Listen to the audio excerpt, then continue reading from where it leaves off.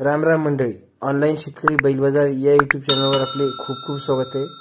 तर मित्रांनो, आपण जर या चॅनलवर पहिल्यांदा असाल तर चॅनलला सबस्क्राइब करा आणि बाजूला दिलेली बेल आयकॉन दाबून ऑल वर क्लिक करा, जेणेकरून मी जेही व्हिडिओ टाकेल ते सर्वप्रथम आपल्याला पाहायला भेटेल।